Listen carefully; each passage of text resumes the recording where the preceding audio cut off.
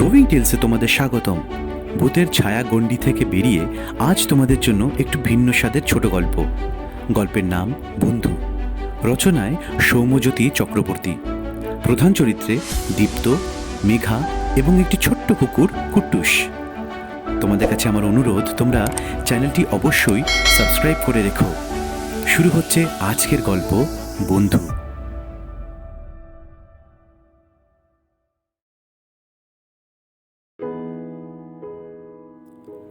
কুটুস, আয় আয় আয় আয়।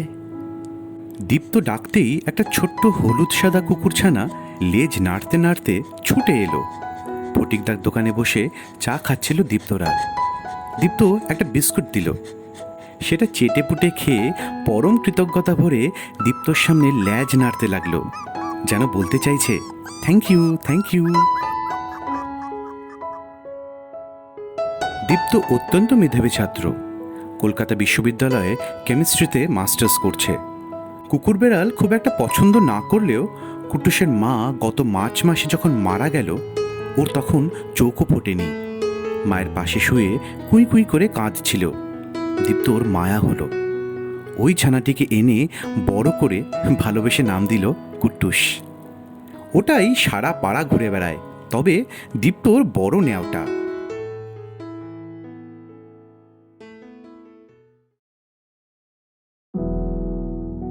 দীপ্তর মনটা আজ কদিন থেকে খুব খারাপ।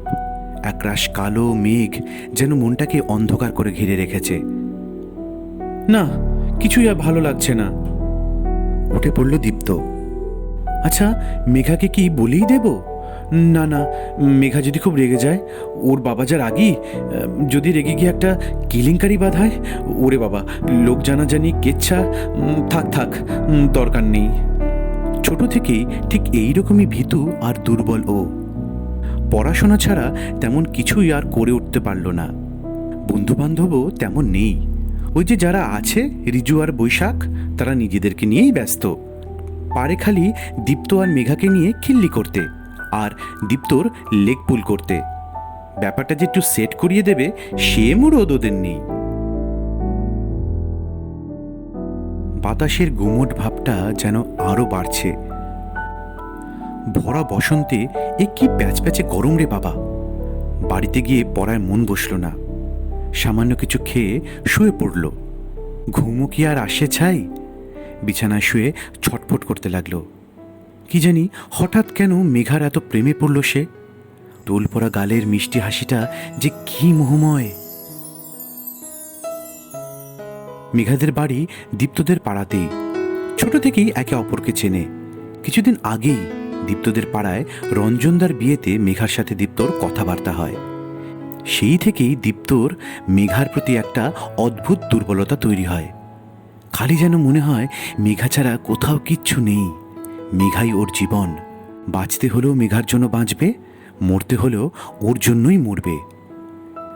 মেঘাদের বাড়ির সামনে দিয়ে দীপ্ত কখনো গেলে, মেঘার সাথে চোখাচোখি হলে মেঘা এমনভাবে মিষ্টি হেসে তাকায়, দীপ্ত যেন কোথায় হারিয়ে যায়।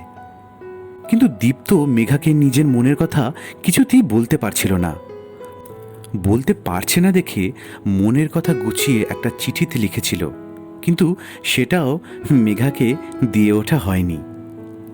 সব নষ্টের মূলে মেঘার বাবা। ডাকসাইটে শহরের বড় ব্যবসায়ী, রাশভারী চেহারা।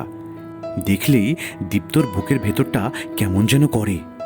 একটা চাকরি বাকরি করলে না হয় হতো, মেঘাকে বাড়ি থেকেই বিয়ের প্রস্তাব দেওয়া যেত। এসব ভাবতে ভাবতেই কখন যেন ঘুমিয়ে পড়ে দীপ্ত।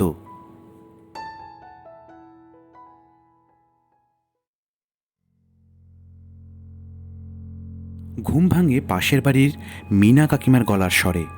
মিনা কাকিমা দীপ্তদের পাশের বাড়িতেই থাকে। পাড়ার এহেন খবর নেই যা তার অজানা। দীপ্ত শুনতে পায় মিনা কাকিমা মাকে বলছে মেঘার বিয়ে প্রায় ঠিক।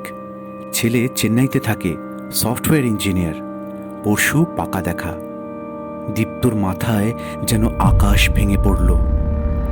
এই জন্মে আর মেঘাকে নিয়ে ঘর বাঁধা হলো না। বাথরুমে ঢুকে হাউ হাউ করে কেঁদে ফেলল দীপ্ত। ওর কোনো আশায় কি ভগবান পূর্ণ করবে না?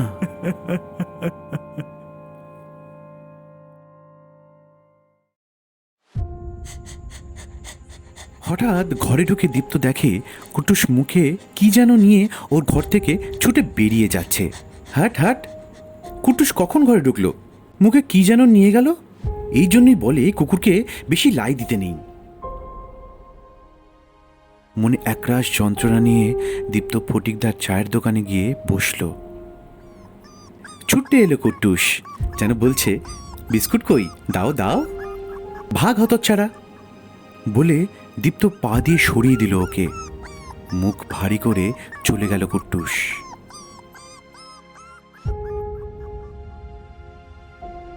আজ মেঘার পাকা দেখা।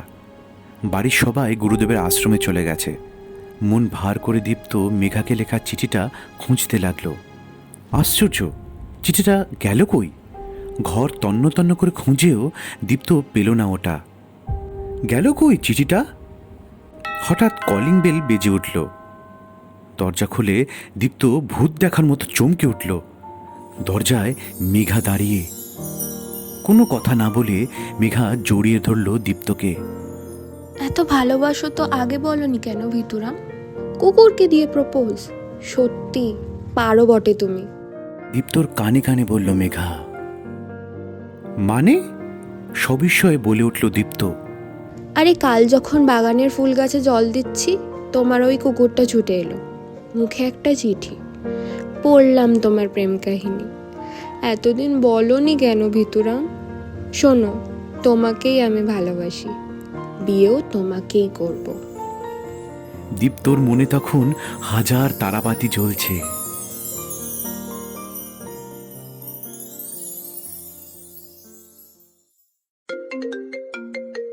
হঠাৎ বৈশাখের ফোন।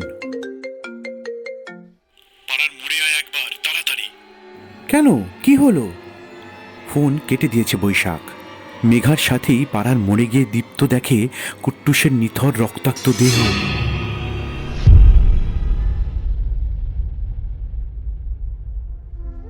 বৈশাখ বলল, একটু আগেই একটা বাইকের ধাক্কায় এই অবস্থা।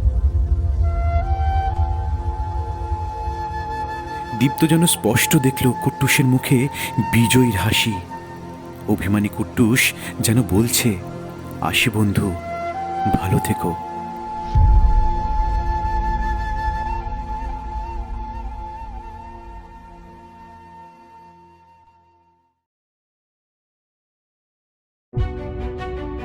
শেষ হলো আজকের গল্প বন্ধু। রচনায় সৌম্যজ্যোতি চক্রবর্তী, গল্পের সূত্রধার এবং গল্প পাঠে আমি শীর্ষেন্দু। মেঘার চরিত্রে তনুষ্কা। কেমন লাগলো তোমাদের এই গল্প? আমায় অবশ্যই কমেন্টস করে জানাবে। আর ভালো লাগলে চ্যানেলটি সাবস্ক্রাইব করে রাখবে। অশেষ ধন্যবাদ সৌম্যজ্যোতিকে তার গল্পটা আমার চ্যানেলে পাঠ করতে দেওয়ার জন্য। গ্রাফিক্স আর থাম্বনেইল ডিজাইন করেছে সৌভাগ্য। পরিশেষে আমার কৃতজ্ঞতা জানাই দীপায়ন আর প্রীতমকে। খুব শিগগিরই আবার একটা গল্প নিয়ে হাজির হব তোমাদের কাছে। ভালো থেকো সকলে।